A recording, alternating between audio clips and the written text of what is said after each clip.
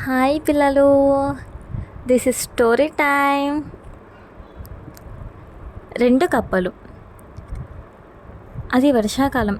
చాలా రోజుల నుంచి కుండపోతగా వర్షం కురుస్తుంది. కప్పలన్నీ ఆనందంతో రోడ్ల మీద గెంతుతూ ఉన్నాయి. అలా గెంతే సమయంలో రెండు కప్పలు అనుకోకుండా ఒక ఇంట్లోకి ప్రవేశించాయి. ఆ ఇంట్లో వాళ్ళు తోడు వేసుకున్న పాలకుండను ఇంటిలో ఒక మూల పెట్టారు. ఇంటిలోకి ప్రవేశించిన కప్పలు ఆ కుండలోకి దూకాయి. బయటపడడానికి అనేక ప్రయత్నాలు చేశాయి. అయితే అది సాధ్యం కాలేదు.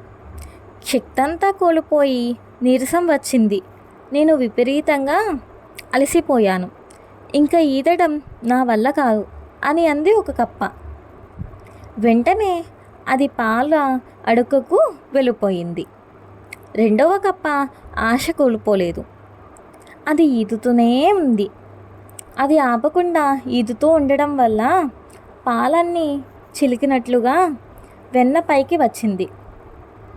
అట్లా ముందుగా పైకి తేలిన వెన్నపై కాళ్ళు ఉంచి రెండవ కప్ప కష్టం మీద బయటపడగలిగింది. దాని ద్వారా ప్రాణం కాపాడుకోంది.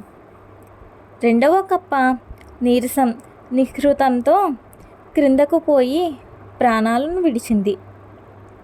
ఎట్టి పరిస్థితుల్లోనూ ఆశ కోల్పోవడం నిరాశకు లోనన్నట్టు మంచిది కాదు. Like and subscribe.